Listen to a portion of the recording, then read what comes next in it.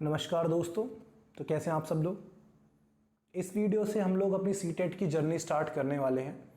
इस जर्नी में हम लोगों ने सबसे पहले साइंस पेडागोजी को उठाया है और साइंस पेडागोजी में 15 क्वेश्चन जो है हमारे बुक नॉलेज से या फिर कहीं की एनसीईआरटी नॉलेज से हमें पूछे जाते हैं, हमारे सब्जेक्ट कंटेंट से हमें पूछे जाते हैं। तो इस वीडियो की स्टार्टिंग से हम लोग साइंस के कुछ प्रीवियस ईयर क्वेश्चंस और कुछ इंपॉर्टेंट क्वेश्चंस हैं जिनको डिस्कस करेंगे।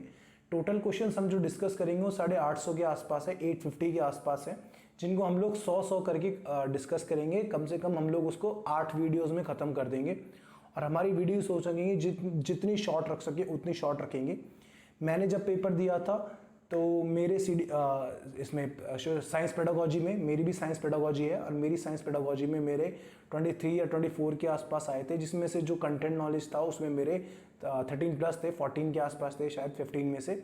और मैंने सिर्फ यही बुक के यही जो क्वेश्चन है ये किए थे और कुछ एनसीईआरटी को पढ़ा था मेरी इंटर्नशिप के दौरान, तो मेरे इतने क्वेश्चन आ गए थे। आप लोग अगर ये क्वेश्चन करके जाते हैं तो मैं आपको बताता हूँ कि आपके कम से कम नहीं तो 13 के आसपास आएंगे, 12, 13, 14 के आसपास आराम से आ जाएंगे 15 में से। और अगर इतने आप सिक्योर कर लेते हो तो आप सीटेट पास करने के एक स्टेप और पास चले जाते हो। तो हम लोग क्वेश्चन को यहीं से डिस्कस करेंगे। तो इसमें हम लोग क्या करेंगे, कम से कम टाइम लेंगे, सिर्फ हम क्वेश्चन पढ़ेंगे, ऑप्शन पढ़ेंगे, उसका आंसर बता देंगे। अब इसमें जितनी जल्दी इससे ये होगा कि हम लोग फटाफट क्वेश्चन को जो है ख़त्म कर पाएंगे और आगे बढ़ पाएंगे। तो क्वेश्चन नंबर 1 से हम लोग स्टार्ट करते हैं। A person weighs more in a lift which is, इसके ऑप्शन है A moving up with a constant velocity, option B accelerating downward, option C moving down with a constant velocity, option D accelerating upward. तो इसका जो answer है वो है option D, accelerating upward. Now second question is, a sheet of paper can be pulled out quickly from under a glass of water without spilling the water. This phenomena illustrate, option A acceleration, option B luck of, ये यहाँ पे गलत लिखा है, luck नहीं आएगा यहाँ पे आएगा lack, LACK, lack of friction between paper and glass। और ऑप्शन सी इनर्शिया। इनर्शिया क्या होता है, जब ऑब्जेक्ट अपने स्टेट पे होता है, अपना रेस्ट पे होता है, तो वो मूव करने से पहले जो फोर्स में होता है उसको हम लोग इनर्शिया कहते हैं, जिसकी वजह से वो रुका हुआ है, वो रेजिस्ट कर रहा है मोशन को, वो वाला फोर्स इनर्शिया। और ऑप्शन डी जो है Newton's third law of motion. तो इसका आंसर क्या होगा, ऑप्शन डी। मेरी आदत कभी नहीं जाएगी कि पूरा बताने की, हर चीज़ को एक्सप्लेनेशन करने की, लेकिन हम लोग कोशिश करते हैं यहाँ पे फटाफट क्वेश्चन पढ़ते हैं, ऑप्शन पढ़ते हैं और उसका आंसर बताते हैं और आगे चलते हैं। क्वेश्चन थर्ड है, if a body is taken from the earth to the moon, इसके लिए ऑप्शन है, ऑप्शन ए क्या होगा इसमें, option A its mass and weight will remain unchanged, option B its mass will be different but weight will remain the same, option C its mass will remain the same but weight will be different, option D both mass and weight will be the different. तो इसका answer है option C, its mass will remain the same but weight will be different. Question number 4, the universal law of gravitation was propounded by, किसने दिया था, option A Galileo, option B Kepler, option C Newton, option D Copernicus ने। तो इसका answer है option सी, ये दिया था न्यूटन ने। Question number 5, a body weight slightly more the poles than the equator because, किस लिए होता है, इसके लिए आंसर ऑप्शन से हमारे पास option A the attractive force at the poles increases due to the ice cap, option B the earth is the flat at the poles, option C the earth has the maximum speed of rotation at the equator, option D none of these is a complete explanation. तो इसका answer है, इसमें से कोई भी इसका complete explanation नहीं है, तो इसका आंसर है डी, ऑप्शन 6 में जो है let WP and WE be the weight of the body at the north pole and at the equator respectively if the earth was not rotating then, अगर अर्थ नहीं घूम रही होगी तो क्या होगा, option A WE would be less, option B WP जो pole पे है, WE मतलब E for equator, P for pole, इसमें कंफ्यूज नहीं होना, WP जो है वेट जो है पोल पे वुड रिमेन अनचेंज्ड, WP जो है वेट है पोल पे वुड बी मोर, और WE वेट है जो इक्वेटर पे वो है वुड रिमेन अनचेंज्ड। तो इसका आंसर है बी, जो वेट है पोल पे वो है जो है अनचेंज रहेगा। Question number 7, the gravitational force with which the sun attracts the earth, इसमें क्या है, ऑप्शन 4 है, इसमें option A is constant through the year, option B is the same as the force with which earth attract the sun, option C, is less than the forces with which the earth attract the sun, option D, is more than the forces with which the earth attracts the सन। तो इसका answer क्या है बताइए, आपको क्या लगता है? इसका आंसर है option B, is the same as the force with which earth attracts the सन।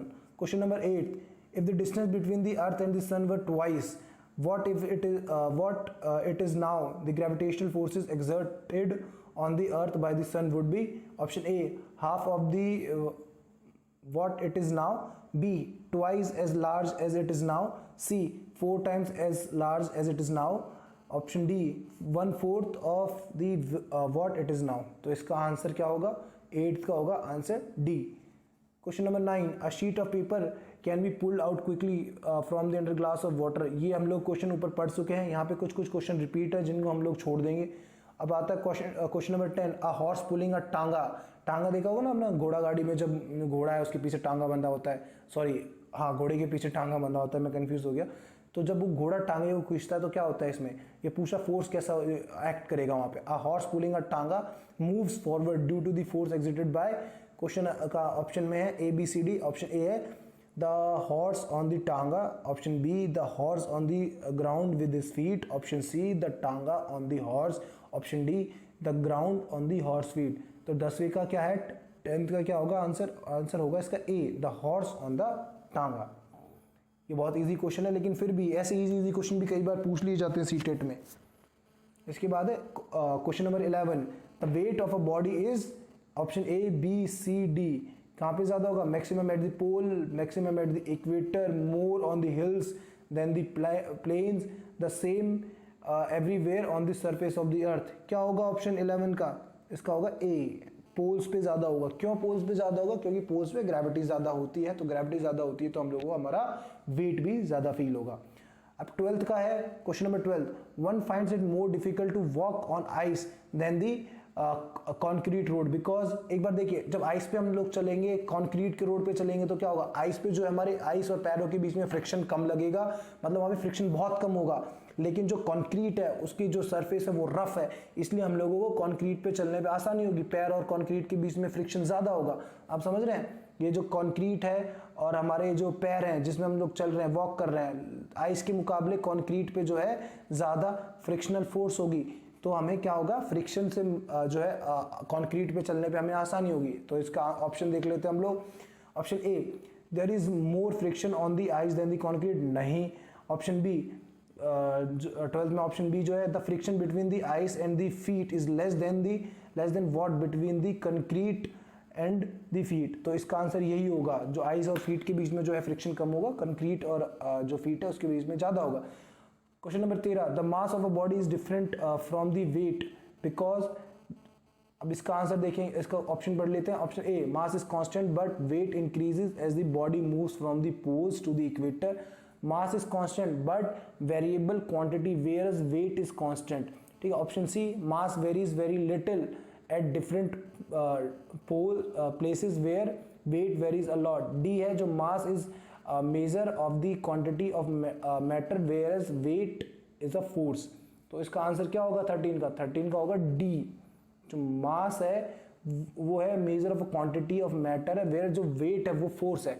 अब आपने इसमें एक एग्जांपल के साथ समझ सकते हैं कि जो मास है हमारा वो तो हर जगह से सेम होता है, लेकिन जो वेट है वो चेंज हो जाता है। जैसे हम सन पे जाएंगे वहाँ हमारा वेट चेंज होगा, लेकिन अर्थ पे जो है हमारा वेट चेंज होगा, क्योंकि दोनों पे जो जी फोर्स है, जो ग्रेविटेशनल फोर्स है, दोनों पे अलग अलग लगी। तो मुझे लग रहा है शायद इसमें हम लोगों को एक्स्ट्रा टाइम लग रहा है। अगर धीरे धीरे डिस्कस करेंगे और सारे ऑप्शन पढ़ेंगे तो हम लोग एक काम करते हैं, क्वेश्चन पढ़ते हैं, उसका सही ऑप्शन पढ़ते हैं और आगे बढ़ते हैं।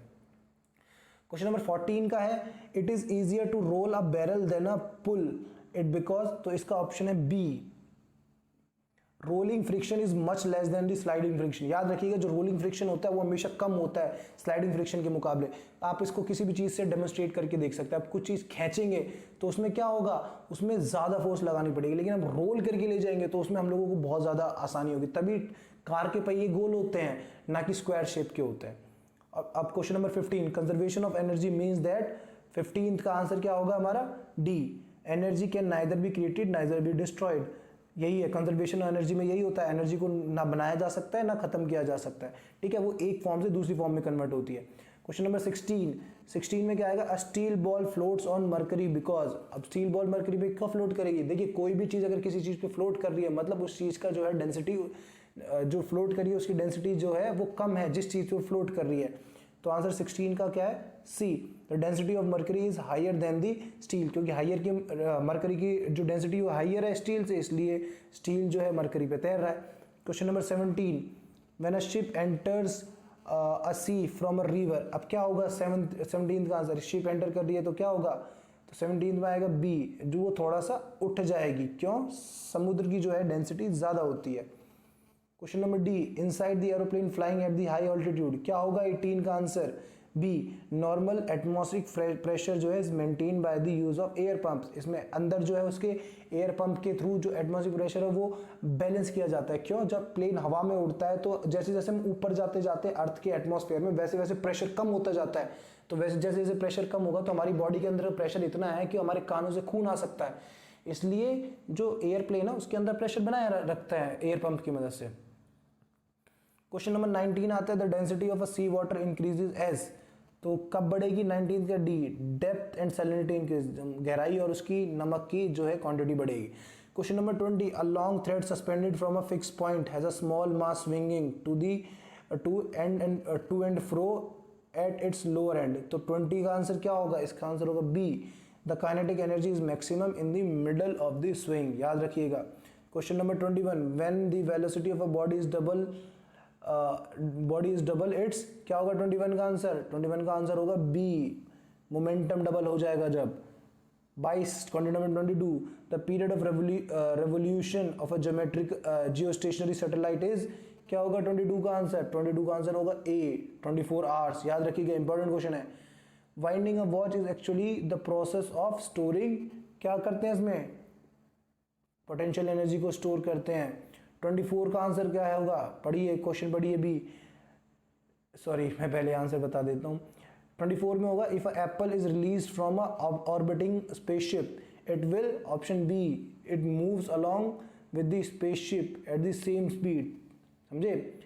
फिर है 25 question number 25, when a speed of a body is double its kinetic energy becomes, उसकी 4 गुना हो जाएगी, क्वाड्रुपल हो जाएगी। 26, a person climbing on hills bend forward in order to increase stability, आगे की तरफ बढ़ता है, क्या होता है उससे, वो उसकी अपनी स्टेबिलिटी बढ़ा देता है, आगे की तरफ झुका रहेगा तो उसकी स्टेबिलिटी बढ़ी रहेगी, वो पीछे से की तरफ ज़्यादा झुकेगा नहीं और गिरने से बचेगा। Question number 27, the work done in a holding a weight of 20 kg at the height of 1 metre is about the 1 metre, इसमें थोड़ा क्वेश्चन करिए, अबव द ग्राउंड इज, क्या होगा आंसर 27 का, ये एक न्यूमेरिकल है, अगर आप इसको सॉल्व करेंगे, चलिए इसमें हम न्यूमेरिकल छोड़ देते हैं, न्यूमेरिकल तो कम ही पूछे जाते हैं, लेकिन फिर भी अगर 27 का आंसर देखते हैं तो इसमें 0 होगा, ठीक है, क्योंकि जो वर्क डन होता है उसमें डिस्प्लेसमेंट ज़रूरी होता है, अगर डिस्प्लेसमेंट नहीं है तो वर्क डन होगा ही नहीं, चाहे आप एक जगह कितना भी वेट लेके खड़े रहें, चाहे आप 50 किलो वेट लेके एक जगह खड़े हुए हैं, आपको लगा आपने बहुत सारा काम किया है, अगर इसमें ये भी हो सकता है कि अगर आप पॉइंट ए से अपने सर पे 50 किलो वजन रख के कहीं जाके 2-4 किलोमीटर घूम के वापस पॉइंट ए पे आ गए, तब भी आपने वर्क डन क्या किया, 0 किया है, क्योंकि वर्क डन के लिए हमेशा डिस्प्लेसमेंट जरूरी होता है। तो आप जब भी देखिएगा वर्क डन पूछा जाए तो आप उसमें देखिए कि डिस्प्लेसमेंट हुआ है या नहीं, ठीक है। Work done equal to force into displacement, force कितना है और डिस्प्लेसमेंट कितना है। Question number 28, if two bodies, one heavy and one light, are acted upon by the same force, इसमें थोड़ा कट गया, force on the same time, then both bodies acquire the, क्या होगा 28 का आंसर, इसका आंसर होगा बी, इसमें same momentum आएगा। Question number 29, 4 solid cubes of different metals each one having a mass of 1, इसमें थोड़ा सा कटा हुआ है आंसर, तो इसको थोड़ा छोड़ते हम लोग, लेकिन फिर भी आप अगर इसका आंसर अगर जानना चाहते हैं तो मैं इसका एक बार क्वेश्चन पूरा पढ़ देता हूँ, शायद मेरे पास बुक होगी।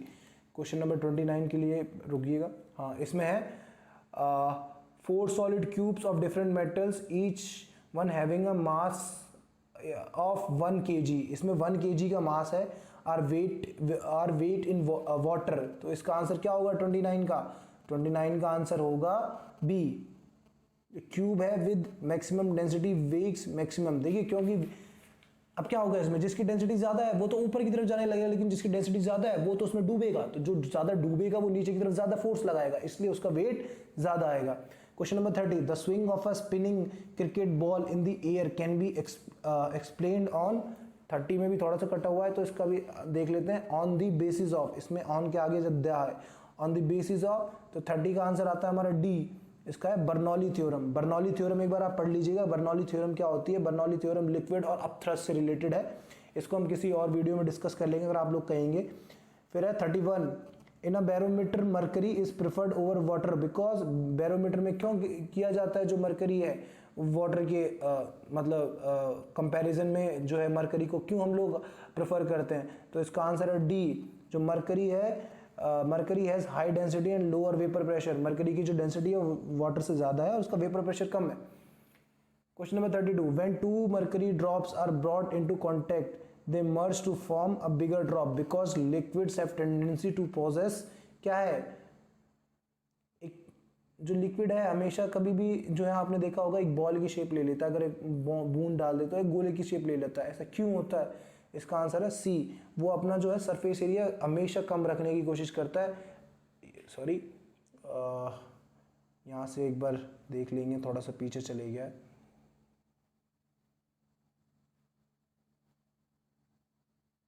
साइंस पार्ट 1, हाँ, तो जो है वो हमेशा अपना सरफेस एरिया कम से कम रखने की कोशिश करता है, क्योंकि सबसे जो जितना कम सरफेस एरिया होगा उतना वो जो है स्टेबल रहता है, कम एनर्जी होती है।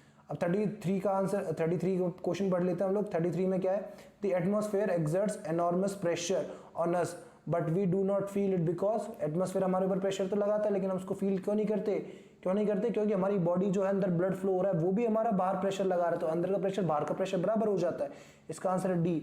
आर जी बार बार क्या हो रहा है,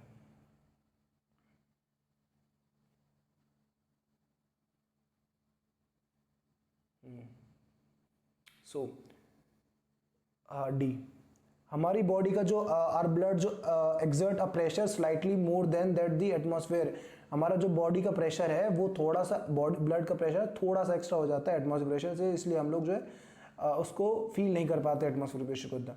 अब है 34 आता है, क्वेश्चन नंबर 34 में क्या है, on clean glass plate a drop of water spread to form a thin layer whereas a drop of mercury remains almost spherical, ये किस लिए होता है, क्यों होता है, इसका आंसर है C, cohesion of mercury is greater than its adhesion with glass.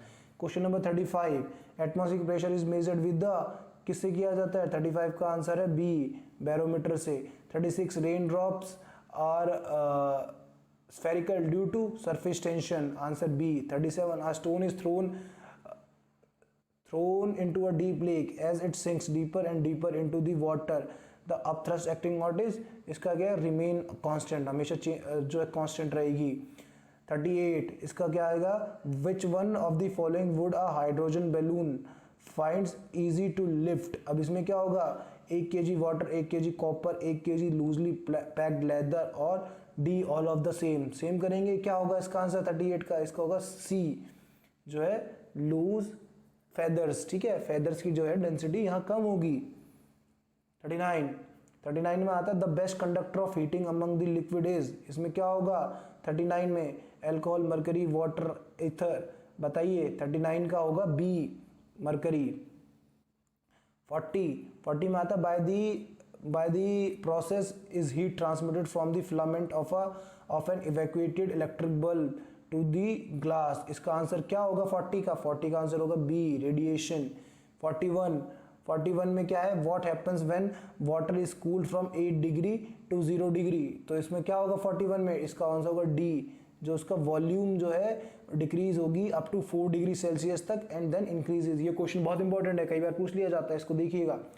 42, ये कंपटीशन में भी पूछ लिया जाता है, कंपटीशन एग्जाम्स में भी, उसमें भी काम आ सकता है आपको। 42, an iron hammer lying in the sun appears much hotter than its wooden handle because, क्या होगा इसका आंसर डी, जो आयरन है वो गुड कंडक्टर है इलेक्ट्रिसिटी का हीट से, इसलिए वो ज़्यादा गर्म होता है। 43, the freezer in a refrigerator is fitted near the top, किस लिए किया जाता है टॉप के पास, क्योंकि सी, इसका है so that it can cool the whole interior by setting up convection currents, ठीक है। 44 का आंसर क्या है, fish can survive inside a frozen lake because, क्योंकि इसका आंसर है C, water near the bottom does not freeze, क्योंकि जो वाटर है वो बॉटम के आसपास कभी फ्रीज नहीं होता, वो ऊपर की तरफ फ्रीज हो जाता है लेकिन नीचे जो है वो फ्रीज नहीं होता, इसलिए फिश जो है उसमें आराम से सर्वाइव कर पाती है। Question number 45, when a certain mass of a liquid is heated in a glass flask, 45 का आंसर क्या होगा, D, the liquid levels falls at first then starting rising. Question number 46, on heating a circular metallic disc with a circular hole at the center, the diameter of the hole will, 46 का answer क्या होगा, C, increases. इसके बाद when a cube of ice floating on a water in a beaker melts, the level of water in the beaker क्या होगा, 47 का answer C, remains the same, क्योंकि थोड़ा सा जो एरिया है उसके अंदर जो आइस है उसके अंदर छोटे छोटे डॉट्स और या फिर छोटे छोटे एयर बबल्स होते हैं। फिर 48 का आंसर है the temperature of the top of the frozen lake is 50 degree Celsius, what is the temperature of the lake in the of the water in the lake in constant with the ice layer, क्या होगा 48 का answer, 48 का answer होगा ए, 0 degree Celsius, समझे। 49 question है, in cold countries alcohol is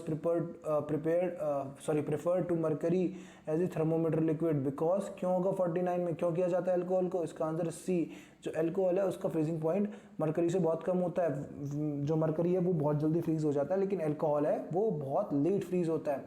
question number 50, woollen keeps a swarm in winter because they, इसका answer A, they do not allow,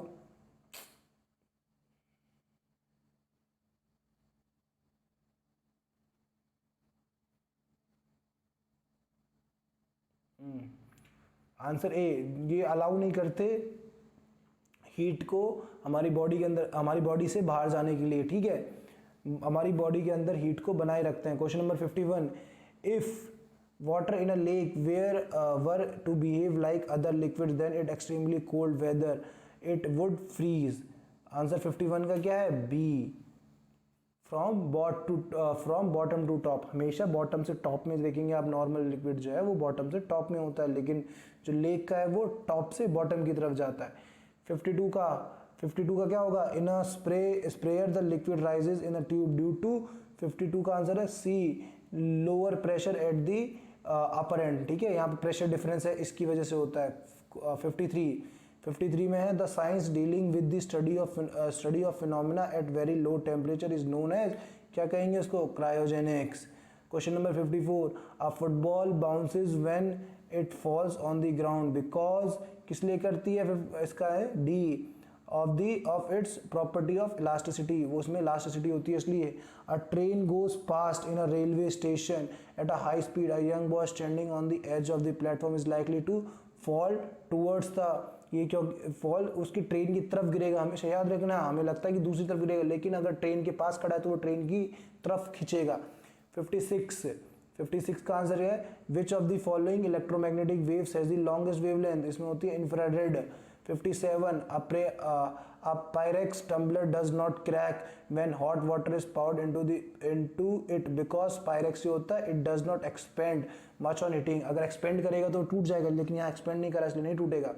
इसके बाद आता है यूजिंग 58 का आंसर क्या होगा, using the code GH for good conductor of heat, BH for bad conductor of heat, GE for good conductor of electricity, mica can be classified as, mica में क्या क्या होगा, इसका आंसर है C, bad conductor of heat होगा और good conductor of electricity होगा, ध्यान रखिएगा हमेशा से, ठीक है। 58 का आंसर है सी।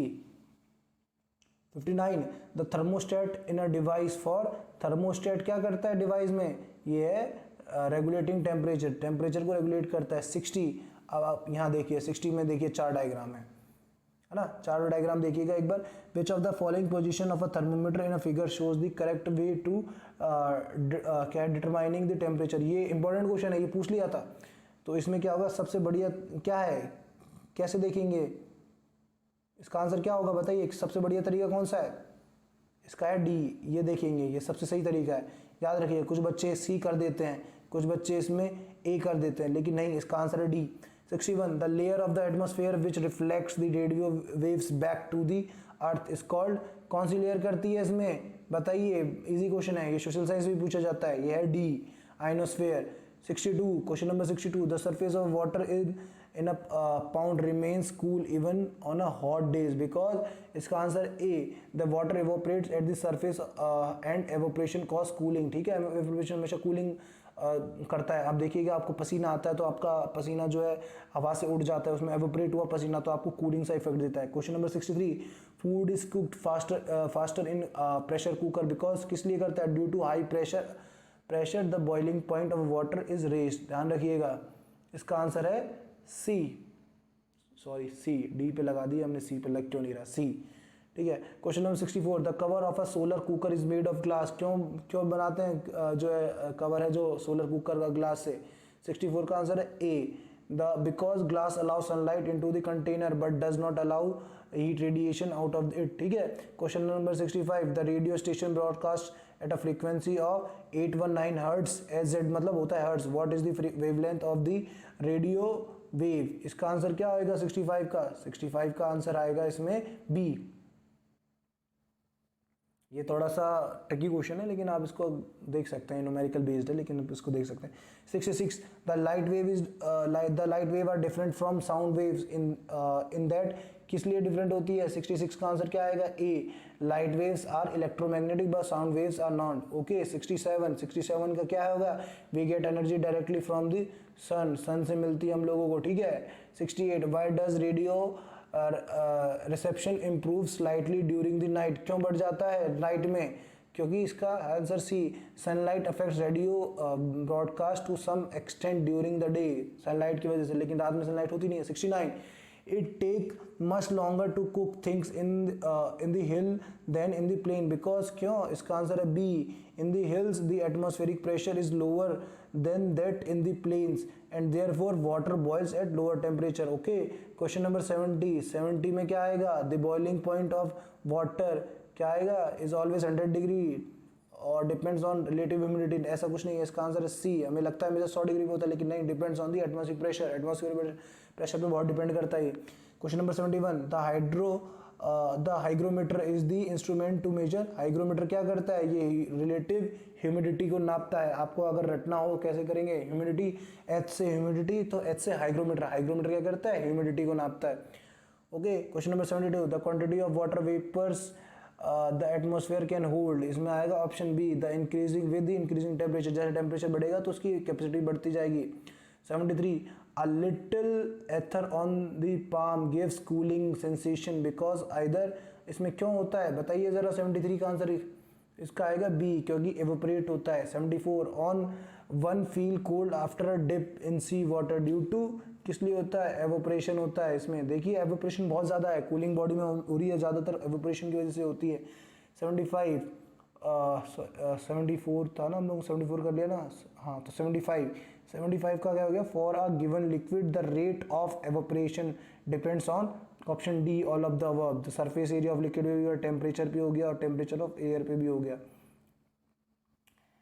फिर है 76 scalding with steam is more severe than scalding of boiling water, steam से जलना ज़्यादा खतरनाक होता है बॉइलिंग वाटर से, क्यों, C, steam contains more energy than boiling water.